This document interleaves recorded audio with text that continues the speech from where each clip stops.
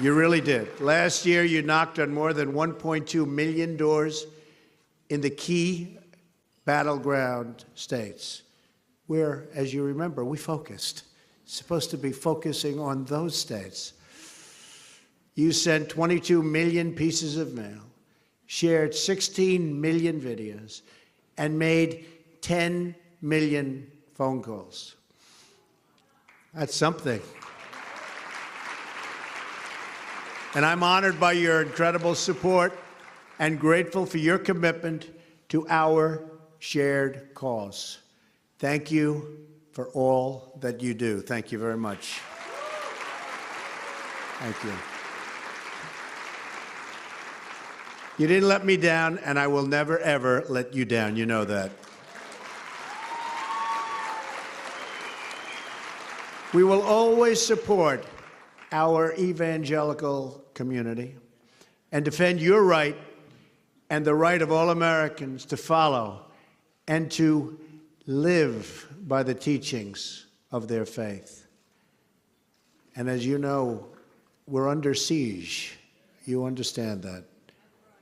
But we will come out bigger and better and stronger than ever. You watch. You fought hard for me, and now I'm fighting hard for all of you. I have one goal as president: to fight for the American people and to fight for America and America first.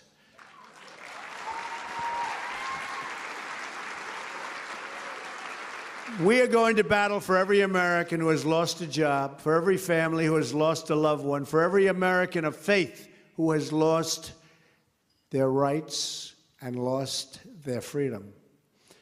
The forgotten men and women will never, ever be forgotten again. You know about that. Remember they said, where did all these people come from? And you know what? They're still trying to figure it out. They don't get it. They don't get it. Your voices will resound across the halls of our Capitol and across the world. We recite today the words of Isaiah chapter 1, verse 17.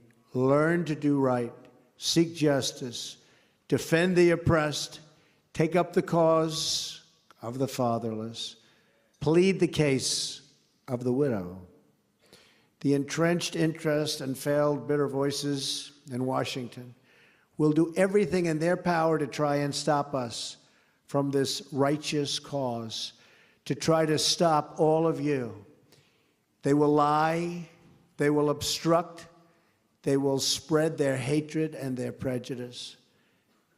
But we will not back down from doing what is right. Because as the Bible tells us, we know that the truth will prevail, that God's glorious wisdom will shine through, and that the good and decent people of this country will get the change they voted for and that they so richly deserve.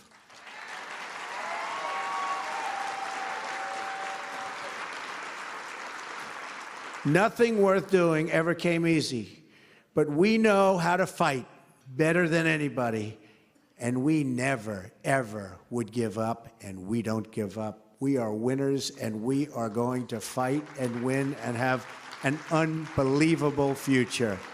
Unbelievable future, and it's going to be together. We are keeping the solemn promises that we made to the great citizens of our country. We are eliminating job-killing regulations, reversing government overreach, and returning power back to everyday Americans, the way the country started. In just a short period of time, we've already added nearly 1 million new jobs and approved historic increases in military spending. We've achieved a record reduction in illegal immigration. Did you see at the southern border? 75%. 75%. If they do 1% in the past, it used to be, oh, we're doing so well. 75%. General Kelly is doing a great job. And we are protecting our families, schools, and cities by removing the gang members. MS-13. MS-13. We're spreading them out. The drug dealers and criminals from our country, and cracking down on the sanctuary cities that protect them.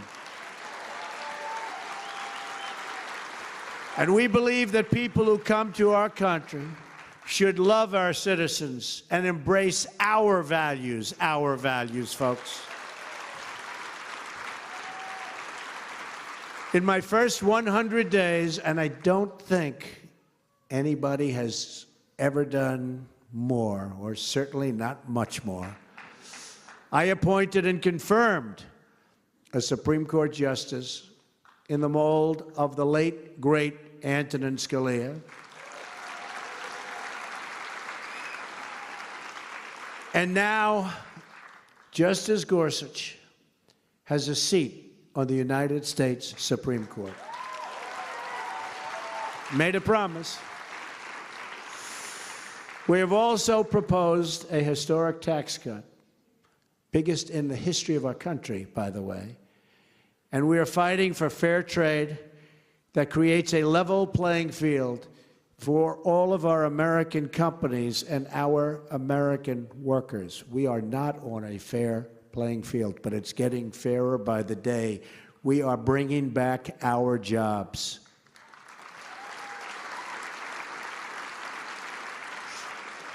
To protect those jobs and the sovereignty and freedom of the United States, I followed through on my promise to withdraw from the Paris Climate Accord.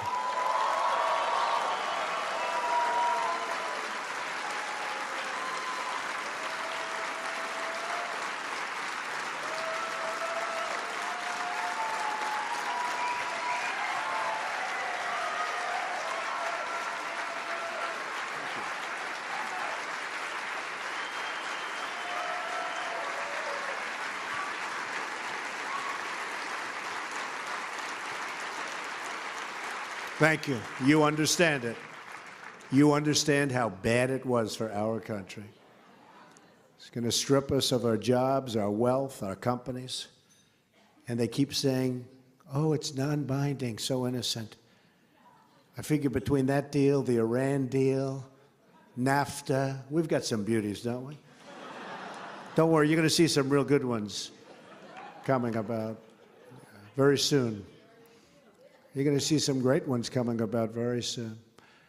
America will continue to lead the world on environmental protection. We're going to have clean water, crystal clean. We're going to have clean air. But what we won't do is let other countries take advantage of the United States anymore and dictate what we are doing and dictate our future.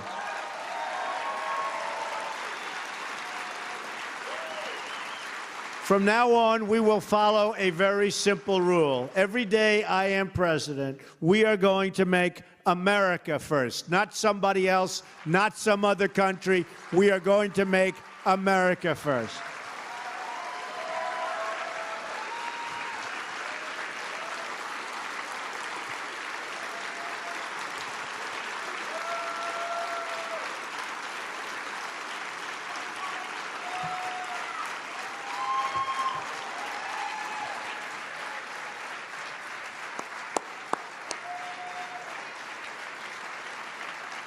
Thank you. As I am sure you know, I have also reinstated the Mexico City policy, first put into place by Ronald Reagan to protect the unborn.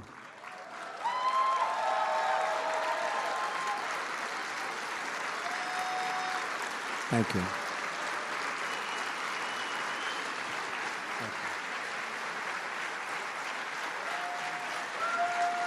Thank you. And in a really beautiful ceremony at the White House, on the National Day of Prayer, I signed, as I promised I would, a new executive action to protect religious liberty in America, including protecting the rights of groups like yours, the Little Sisters of the Poor. Thank you. Stand up, the Little Sisters of the Poor.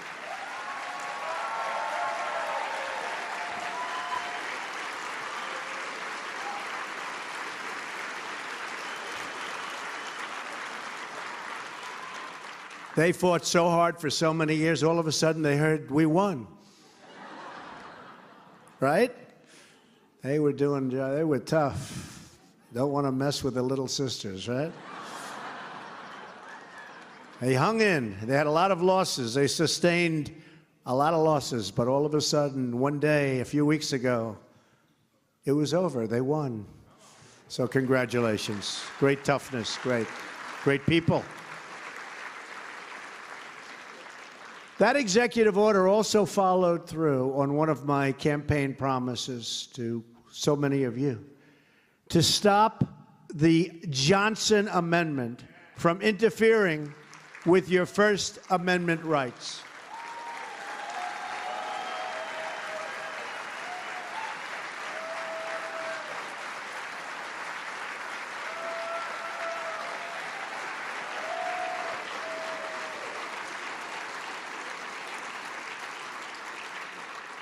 This is my promise.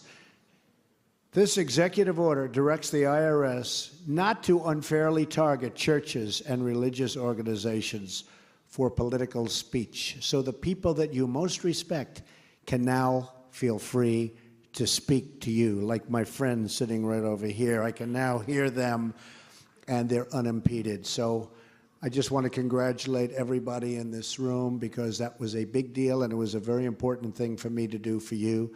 And we're not finished yet, believe me, we're not finished yet. So thank you very much.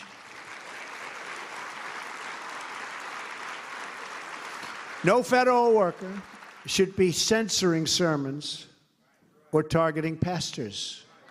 These are the people we want to hear from.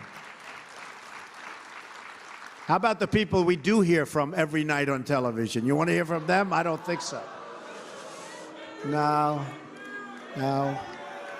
We want to hear from the people that we want to hear from. As long as I'm president, no one is going to stop you from practicing your faith or from preaching what is in your heart, and from preaching, and really, this is so important, from the bottom of my heart, from preaching from the people that you most want to hear and that you so respect. So we have taken a very, very strong position, and you picked a winner.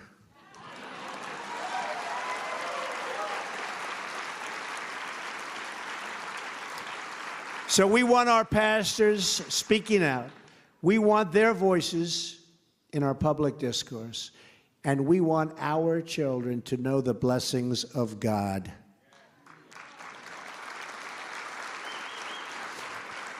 Schools should not be a place that drive out faith and religion, but that should welcome faith and religion with wide open, beautiful arms.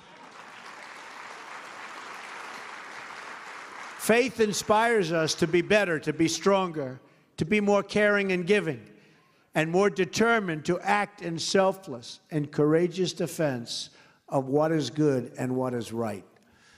It is time to put a stop to the attacks on religion.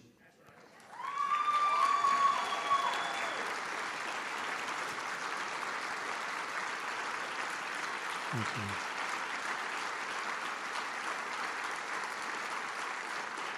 Thank you. We will end the discrimination against people of faith. Our government will once again celebrate and protect religious freedom.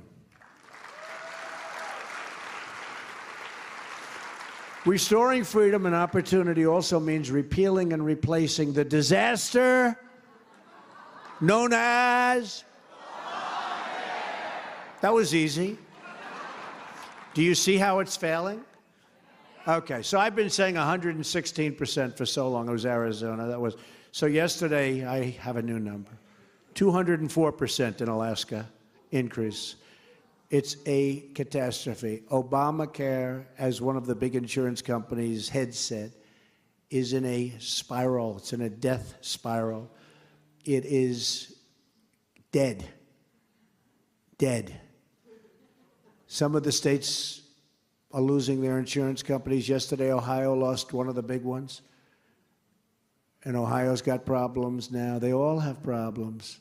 Kentucky, Tennessee, every place I go.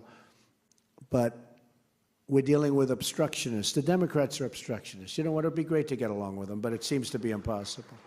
They are obstructionists. And they have a health care plan that's a disaster called Obamacare.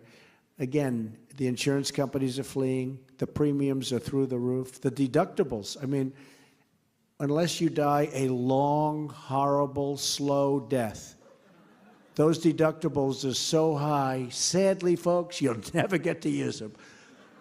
It is a disaster what's going on with Obamacare. Nobody wants to talk about it. But you take a look at the premiums, how high. You take a look at those deductibles, you have nothing. And then, of course, the mandate. Let's pay to get out of it, okay? We're the only one. We pay to get out of not paying. That's how bad it is. So Obamacare is dead. And don't let them pin it on the Republicans, by the way. We've only been here for a short period of time, okay? But a good bill passed in the House, something I hope great is going to come out through Mitch McConnell in the Senate. And we're working very hard. I can tell you, we're really working hard. And if we had the best plan in the history of the world, we wouldn't get one Democrat vote. Just remember that. If we had a plan that gave you the greatest health care ever in history, you wouldn't get one Democrat vote because they're obstructionists. They're bad right now for the country. They've gone so far left that I don't know if they can ever come back. Now, as a, believe it or not, politician, I never would call myself a politician, but I guess that's what I am. I became president. I guess I'm a politician. Selfishly, I love where they've gone because I think they've taken the wrong path. But they have gone so far left, trying to appease a certain group, that I think they've made a horrible mistake. But what they have done is they've tried to obstruct. And that's why when it comes to the elections in 2018, we have to get more because we're only up by 2 in the Senate and a pretty small number in the House. And we have to build those numbers up because we're just not going to get votes. Now, maybe times will change, and that could happen at some point. I remember when Republicans and Democrats would fight like hell, then they go out, have lunch together, have dinner together, go back, fight like hell, and get a lot of things done. Now the lunches and the dinners don't take place. The level of hatred is beyond anything that I've ever seen. So they're obstructionists, but we're going to get health care done. We're going to get the tax scares done, the tax cuts. We have the biggest tax cut and great tax reform. We're going to get it done. But sadly, we're going to have to do it as Republicans because we won't get any Democrat votes, and that's a very, very sad, sad thing. I filled my administration and cabinet with people who share our priorities and who want to deliver for the American people. And even that, as you know, it's so hard, the process, because of the obstruction. It's so hard. You know, they say resist, but they really should say obstruct. But it's so hard because when you hear that we have vacancies, it's true. But take a look at what's going on. Getting the simplest appointment is a big deal that takes forever. Our wonderful Vice President, Mike Pence, will be here later this week. What a great guy he is. Great guy. When Dr. James Dobson, stand up, James, stand up, James. Good. Great man, great guy. Thank you, James. Receives a Lifetime Achievement Award. But today I also want to congratulate Dr. Dobson and his wife, Shirley, who was with me at the beginning of the campaign, right at the beginning of the campaign. And I called back. She was substituting for James because he was so busy preaching. And I said, you know what, James? She may be better than you are. She was good. She was good. We had a good time, right? And I'll tell you what, the audience, they loved her. So in advance of that recognition, James, and for everything they've both done to keep the focus on the family, I just want to congratulate you. It's just so amazing. Thank you. Great. Great people. Great people. Thank you.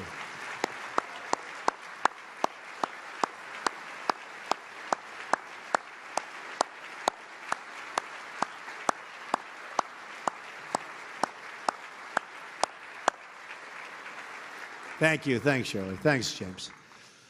Family is the foundation of American life, and we are proud to stand together with all of you to promote and protect family values. We're here today to celebrate two values that have always been linked together, and where Ralph, frankly, has done such a great job in linking them, faith and freedom. They're linked together because liberty comes from our Creator.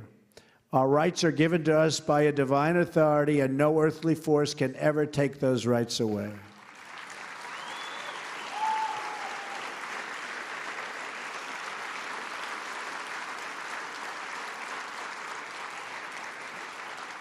That is why my administration is taking power out of Washington and giving it back to the people where it belongs. I said right from the beginning. For too long, politicians have tried to centralize authority among the hands of a small few in our nation's capital. People are getting very rich. Bureaucrats think they can run over your lives, overrule your values, and tell you how to live. But we know that families and churches, not government officials, know best how to create a strong and loving community. We know that parents, not bureaucrats, know best how to raise children and create a thriving society. And above all else, we know this. In America, we don't worship government. We worship God. Right? We worship God.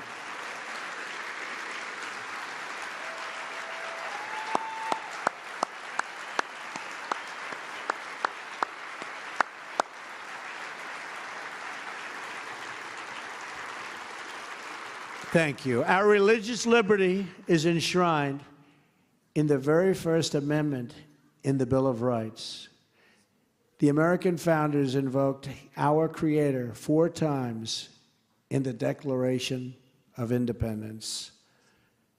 Don't worry, we're not going to let them change it. You see what goes on nowadays, right? Benjamin Franklin reminded his colleagues at the Constitutional Convention to begin by bowing their heads in prayer. Inscribed on our currency are the words, "In God we trust." And we proudly proclaim that we are one nation under God every time we say the Pledge of Allegiance. You just heard a brave 6-year-old patriot named Christian Jacobs beautifully recite that Pledge of Allegiance. I first met Christian last week after the Memorial Day ceremony at Arlington National Cemetery, where we honor and remember the American patriots who made the ultimate sacrifice for our freedom. Christian was in perfect Marine dress blues as a tribute to his dad, his beautiful dad. And he walked right up to me in a big crowd of people, and without hesitation, he asked if I would like to come see where his daddy is resting. Next, he led me over to where Marine Sergeant Christopher Jacobs lies among his brothers and sisters in arms in Section 60, and showed me pictures of his fallen father, who is so great and so important to him. Not only does young Christian carry those photos, but he carries his father's love in his heart and his courage in his beautiful, beaming young face. With his mom, Brittany, by his side, terrific mother. I said, is your mother good or is she great? He said, she's great. I said, you better say that. He looked me square in the eyes and gave me a firm handshake. That 6-year-old stood strong and tall and proud in front of the commander-in-chief, just as I am sure his dad would have wanted him to be. He's extraordinary. Christian's father.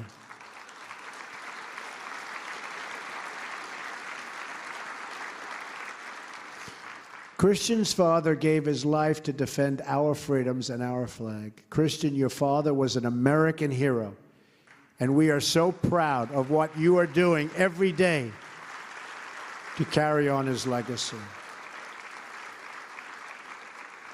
And Christian, we hope to prove worthy of the sacrifices your family has made. And believe me, we're going to work very hard to live up to your standard. Christian, stand up. Come on, Christian.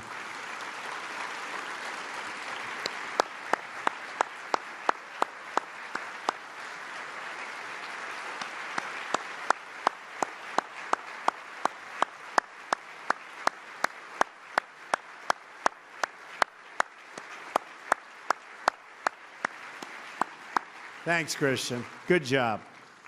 Good job. Special guy.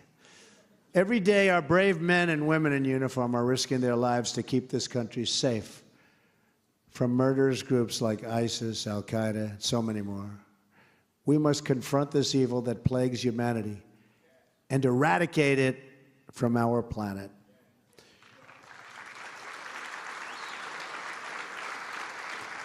The vicious slaughters in Manchester and the streets of London underscore the depths of depravity that we face.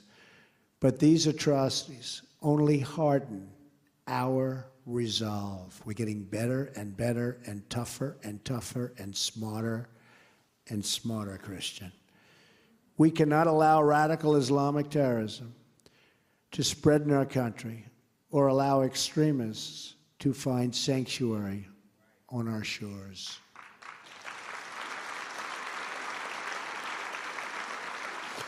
We will protect our country, we will protect our families, and our ways of life will always be protected. We will crush this enemy that is waging war on all of civilization.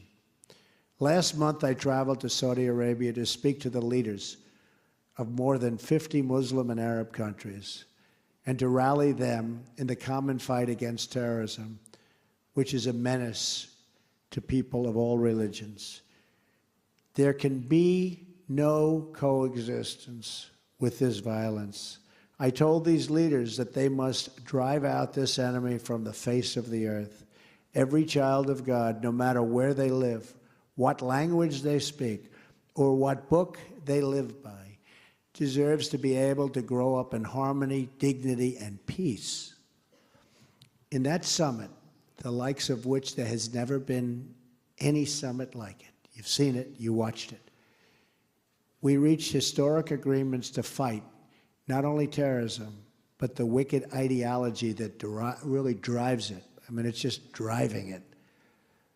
And to starve this enemy of the funds, the billions and billions and billions of dollars that's being poured out into the enemy. I think it was one of the great, great summits, and I think it's going to have a profound effect on terrorism.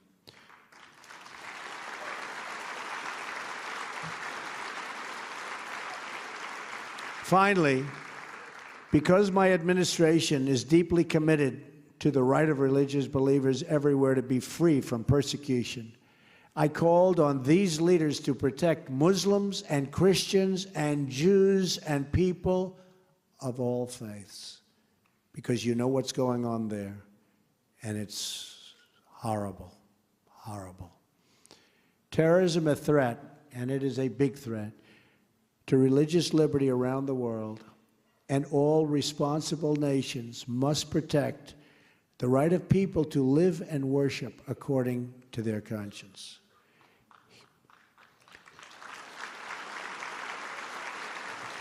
Here in America, my administration is determined to work with you to protect your religious liberty, not just for some, but for everyone.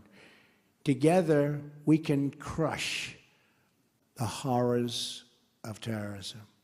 We can usher in a new era of faith, family, and freedom. Because we understand that a nation is more than just a geography. A nation is the sum of its citizens, their hopes, their dreams, their values, and their prayers. America is a land rich with history and culture and filled with people of courage, kindness, and strength. And though we have many stories that we all share at home, the one thing we do share is one beautiful destiny. And whether we are black or brown or white, we all bleed the same red blood.